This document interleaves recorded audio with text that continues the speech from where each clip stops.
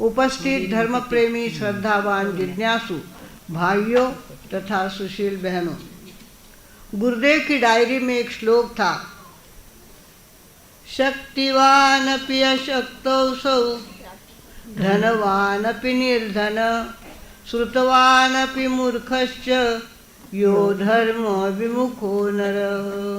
धर्म से विमुख नर है जिसको धर्म समझा ही नहीं, धर्म की बातें ध्यान में ही आई नहीं और धर्म की बात सुनने की भावना हुई नहीं। वो चाहे जितनी शक्ति वाला हो, चाहे जितना पहलवान हो, फिर भी वो कैसा है?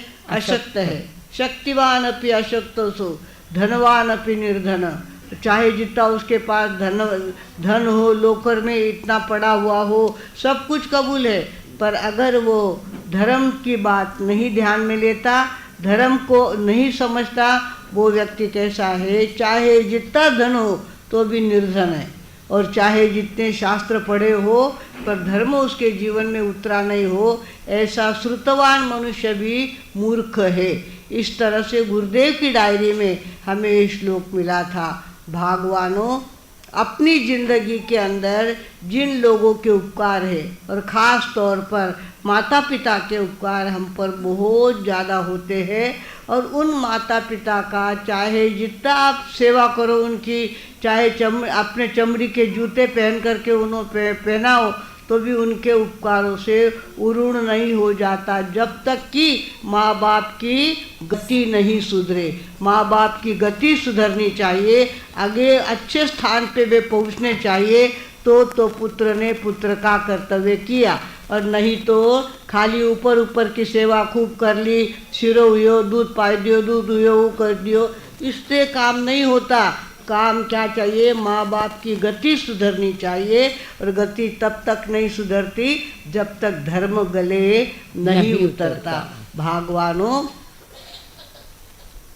हमारे यहाँ मोक्ष के प्रेमी हमने कर्मों से लड़ते देखे, मखमल पर सोने वाले भूमि पर पड़ते देखे। मोक्ष के प्रेमी हमने कर्मों से लड़ते देखे, मखमल पर सोने वाले भूमि पर पड़ते देखे। सरसों का दाना जिनके बिस्तर में चुभता था, काया की सुध नाही गीदड़ तन भकते देखे। मोक्ष के प्रेमी हमने कर्मों से लड़ते देखे, मखमल पर सोने वाले भूमि पर पड़ते देखे। भोगों को छोड़ो रे चेतन, जीवन ये बीता जाए, तृष्णा ना पूरी होती, अर्थी पर चढ़ते देखे। मोक्ष के प्रेमी हमने कर्मों से लड़ते देखे, मखमल पर सोने वाले भूमि पर पड़ते देखे।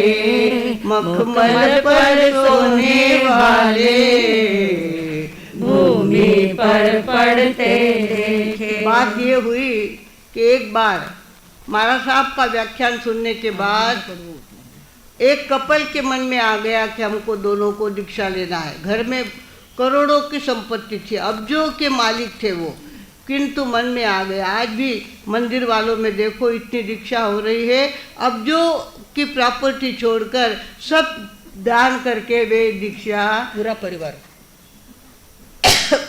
दीक्षा ले लेते, पूरा परिवार दीक्षा ले लेता है, बेटियां भी दीक्षा ले लेती, बेटे भी दीक्षा ले लेते, और माँ बाप की दीक्षा ले लेते हैं। ऐसा ही एक परिवार था, एक कपल था, उनको इकलौता बेटा था।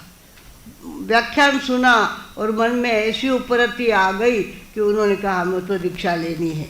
दीक्षा ले ली। छोटा सा लड़का था, उसको भी साथ में ले लिया, उसको भी गुरुदेव ने दीक्षा दे दी। दीक्षा। हमारे यहाँ भी हमारे प्रज्ञा जी महाराज साहब 10 साल के थे तब दीक्षा लिए, 10 साल के थे, और गुरुदेव ने अपने इसमें इंट्यूशन देखा उन्होंने कि हमारी जवाबदारी है ये दीक्षा पाळीला और व्यवस्थित पाळीला। और आज भी गुरुदेव के पूरे कायदे हमारे प्रज्ञा जी महाराज साहब पालते हैं, कुछ भी कायदा छोड़ते नहीं। जो गुरुदेव को पसंद था वैसा ही वो रहते हैं भगवानों। 10 साल की उम्र में गुरुदेव ने अपनी हिम्मत से उनको दीक्षा दी थी। प्रेरणा जी की तभी दीक्षा ली, प्रेरणा जी ने भी तभी दीक्षा ली। और प्रेरणा जी महाराज साहब 12 साल के थे और प्रज्ञा जी महाराज साहब 10 साल के थे, तब दोनों की दीक्षा नासिक में हुई थी। लोग विरोध करने के लिए आए थे, लोगों को विरोध करना था, ऐसी बाल दीक्षा हम पसंद नहीं करते, हम इसका विरोध करेंगे।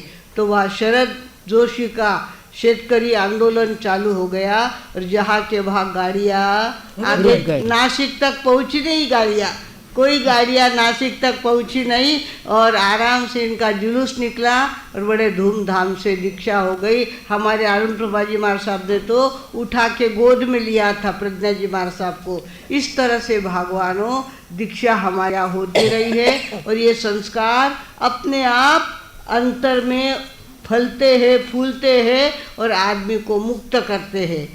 बात की बातों की झंझट में ना पड़ते हुए सीधा मुक्ति का रास्ता उनको मिल जाता है। तो ये हुआ, उनका बेटा जो था छोटा था, दीक्षा तो दे दी थी, और पिताजी क्या करते, ठहराऊं दो, पानी लाने के खुद जाते, गोचरी खुद लाते और सारी सेवा अपने बेटे की करते रहते थे।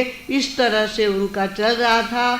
और अचानक एक दिन पिताजी महाराज साहब की क्या हो गई, मृत्यु हो गई। अचानक मृत्यु हो गई उनकी, और पहले ऐसा कायदा था जिसकी गोचरी उसने जाना। अब तो क्या है, 2 जाते हैं और 10 खाते हैं। अब तो ऐसा चलता है, अब वातावरण अलग हो गया है। पहले क्या करता था, अपने अपनी गोचरी खुद के लाना और खुद ने खाना। वो बढ़ा घटा भी उसकी जिम्मेवारी है, बढ़ना भी नहीं चाहिए और कम भी नहीं पड़ना चाहिए, ऐसे अपनी जिम्मेवारी पर गोचरी लेके आना। तो इस तरह से पिताजी का हो गया स्वर्गवास। अब ये छोटा लड़का, इसको तो पानी लाके देने वाला कौन, गोचरी लाके देने वाला कौन, पिताजी तो चले गए। अब ये खुद जाते गोचरी को, रोज गोचरी को जाते थे। गर्मी के दिन थे, लोच किया हुआ माथा, वो माथा इतना तपता था, पैर इतने जलते थे, और फिर भी गोचरी के लिए जाके आते थे। एक दिन अपने आचार्य भगवान को पूछ कर के वे गोचरी को गए, काफ़ी लंबे निकल गए और पैर बहुत जल रहे थे। तो वो क्या हुआ, उन्होंने एक पेड़ के नीचे खड़े हो गए। पेड़ के नीचे खड़े हो गए, सामने एक चालूबाई का घर था, नगर वधु का घर था। और उसने देखा, अरे बाप रे कितना सुंदर साधु है ये, और फालतू अपनी जिंदगी त्याग तप में गवाता है, इसको उसने इशारा किया, आ जाओ ऐसा। उसको लगा कि मुझे गोचरी को बुला रहे, उसने दुनिया देखी हुई नहीं थी, उसको लगा गोचरी में बुला रहे हैं। उसको क्या पता बिगड़ी हुई औरतें कैसी होती है, वो कुछ समझा नहीं उसने, और वो कहाँ गया, उनके घर चला गया। चलने के बाद इसने तो अपना नाटक शुरू कर दिया, उसकी सेवा करना चालू कर दिया, उसके शरीर पे हाथ फिराना चालू कर दिया, और उसको बड़ा अच्छा लगने लग गया। अरे इतना अच्छा होता है क्या, इतनी दुनिया अच्छी होती है क्या, मैं कितनी कष्ट करता हूँ, कितने जलते पैर में गोचरी के लिए जाता हूँ, कितनी प्यास लगने के बाद पानी के लिए जाता हूँ, और कितना कठिन नियम मुझे पालना पड़ता है, यह बहुत अच्छा है। तो वो क्या हो गया, उस बाई ने कहा अब रह जाओ नहीं, यहाँ पे जाओ मत। क्या कहा, जाओ मत, रह जाओ यहाँ पे। और वो रहने लग गए, उसको मज़ा आने लग गया, खूब आनंद। भोगों में आनंद ही आता है, क्षणिक आनंद होता है वो, जिसके कारण जिसका नतीजा दुखमय होता है। ऐसा आनंद भोगों में मिलता रहता है।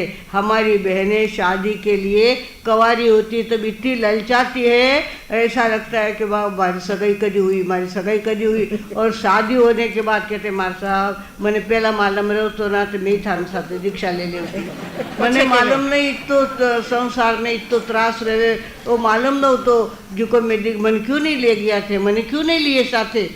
इसकी मंगल प्रभा जी की बहनें भी बोलती है मंगल प्रभा जी ने लिए माने क्यों नहीं साथे लियो। इस तरह से भगवान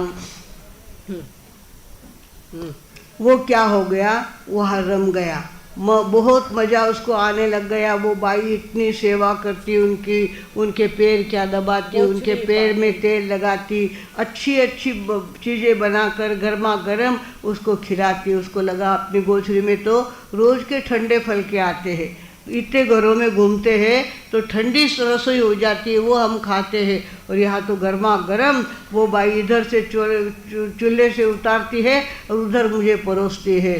कितना अच्छा लग रहा है, कितना अच्छा लग रहा है। उसको बहुत अच्छा लग रहा था। बाकी ज्ञान तो कुछ था नहीं, छोटे थे, छोटी उम्र में दीक्षा ले ली, दुनियादारी कुछ मालूम नहीं थी। और उधर माँ को समाचार पहुँचे। माँ विहार करते हुए कहीं गए, दूर गए हुए थे।